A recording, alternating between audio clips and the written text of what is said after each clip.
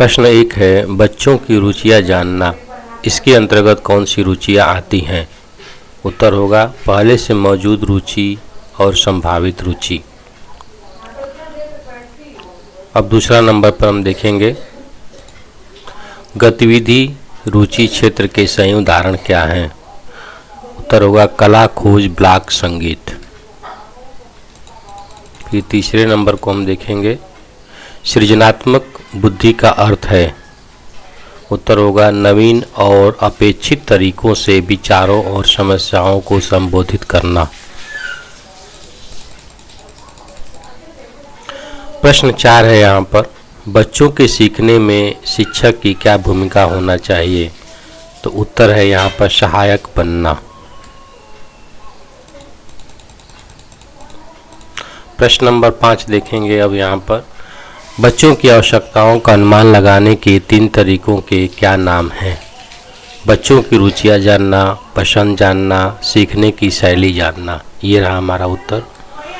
फिर अगला हम देखेंगे प्रश्न 6 अधिकतर बच्चों की सीखने की पसंद को क्या प्रभावित करता है? उत्तर होगा मस्तिष्क का रुझान, जेंडर और निजी अनुभव। फिर अगला प्रश्न है चिंतनशील बनने से बच्चों को कैसे मदद मिलती है?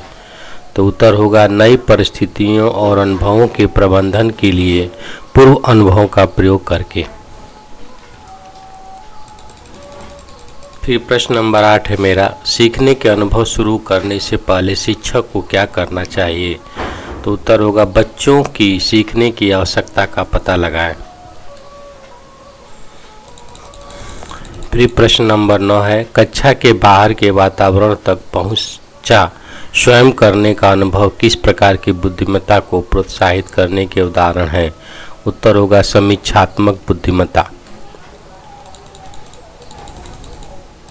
फिर है हमारा 10 प्रश्न देखेंगे एक बार बच्चों की सीखने की आवश्यकताओं की खोज करने के बाद शिक्षक को क्या करना चाहिए?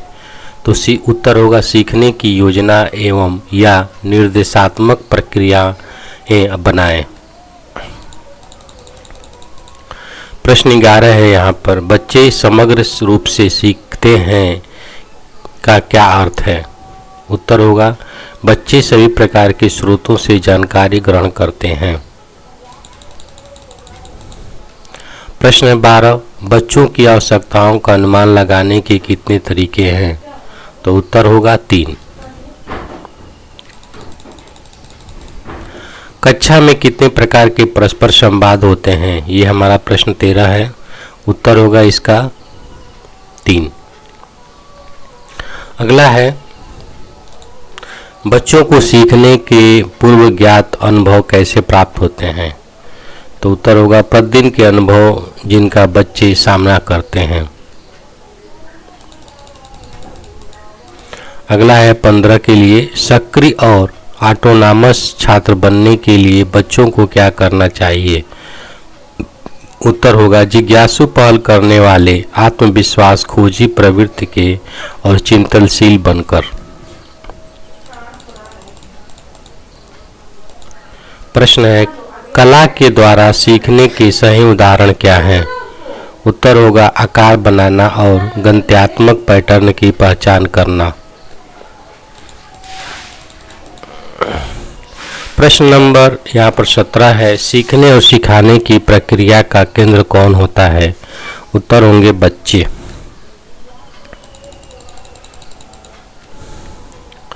यहाँ पर देखेंगे प्रश्न नंबर 18 करके सीखने का अनुभव का क्या अर्थ है? तो उत्तर होगा करके सीखना। करके सीखने का अनुभव का क्या अर्थ है? तो उत्तर होगा करके सीखना। प्रश्न नंबर 19 है पहले से मौजूद रुचि में क्या शामिल है? तो उत्तर होगा किसी चीज में अत्यधिक रुचि विशेष लगाओ। पहले से मौजूद रुचि में क्या शामिल है? तो किसी चीज में अत्यधिक या रुचि विशेष में लगाओ। प्रश्न नंबर 20 हम देखेंगे अब यहाँ पर जो बच्चे बहुत प्रश्न पूछते हैं वह कैसे हो सकते हैं?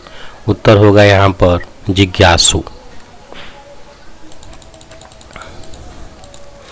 प्रश्न 21 है संभावित रुचि में क्या शामिल है? उत्तर होगा किसी ऐसी चीज में रुचि जिसके बारे में बच्चा जानता नहीं है, शायद जब जान जाए तो उसमें ही रुचि हो जाए। अब कह रहा है प्रश्न 22, हमारे पास कितनी इंद्रिय हैं? उत्तर होगा 5। प्रश्न नंबर 23 के लिए, बच्चे बेहतर कब सीखते हैं? उत्तर होगा जब स्वयं करके सीखने में युक्त रहते हैं। बच्चे बेहतर कब सीखते हैं? तो जब स्वयं करके सीखने में युक्त रहते हैं।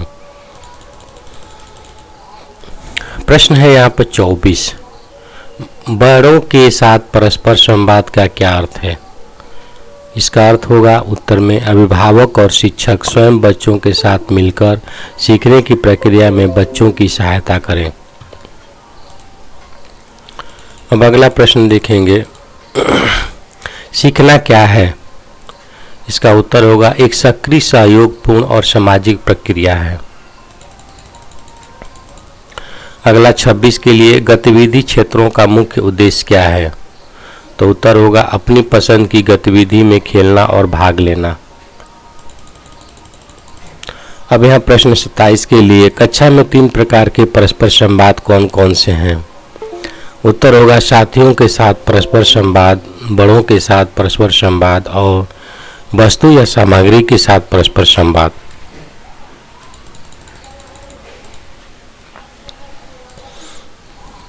अगला हम देखेंगे, बच्चों की सुरक्षा सुनिश्चित करने के लिए गतिविधि क्षेत्र की मुख्य विशेषता क्या है? ये प्रश्न हमारा है। इसका उत्तर होगा कक्षा में हर तरफ से बहुत में हो। कक्षा में हर तरफ से बहुत में हो। बच्चों की सुरक्षा सुनिश्चित करने के लिए गतिविधि क्षेत्र की मुख्य विशेषता क्या है? कक्षा में हर तरफ से बहुत में हो। सबसे अधिक सीखना कब होता है? तो उत्तर होगा जब सीखने में सभी इंद्रियों का उपयोग या भागीदारी हो। प्रश्न नंबर 30 है, सीखने के तरीके जानने से हम क्या समझते हैं? उत्तर होगा निजी पसंद।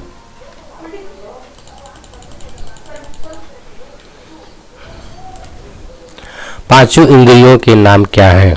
पांचों इंद्रियों के नाम होगा देखना, स्वाद, स्पर्श, सूंघना और सुनना। अगला यहाँ पर प्रश्न है, जानकारी प्राप्त करने के 4 साधन क्या हैं? तो द्रव्य, दृश्य, श्रव्य, गति संवेदी और स्पर्श। प्रश्न नंबर 33 है, उच्च श्रेणी की बुद्धि वाले बच्चे का क्या अर्थ है? उत्तर होगा अक्सर विविध प्रकार से सोचने वाला। प्रश्न नंबर 34 है, NCS 2005 का पूर्ण रूप क्या है? NCS 2005 का पूर्ण रूप क्या है? उत्तर होगा national curriculum framework 2005। National curriculum framework 2005। प्रश्न नंबर यहाँ पर देखेंगे 35 का, बच्चों के अलग अलग सीखने के तरीके और सीखने की गति किस के फलस्वरूप होती है? तो उत्तर होगा जानकारी ग्रहण करने, परिस्थिति की समीक्षा करने और निर्णय लेने के तरीके। प्रश्न नंबर 36 देखेंगे, कक्षा के बाहर के वातावरण तक पहुंच और स्वयं का अनुभव किस प्रकार की बुद्धिमत्ता को प्रोत्साहित करने के उदाहरण हैं? उत्तर होगा समीक्षात्मक बुद्धिमत्ता। 37 के लिए है, सामूहिक पसंद का क्या अर्थ है? उत्तर होगा किसी विशेष परस्पर संवाद को प्राथमिकता देना, जैसे अकेले कार्य करना, साथी के साथ कार्य करना, बड़े छोटे समूह में कार्य करना।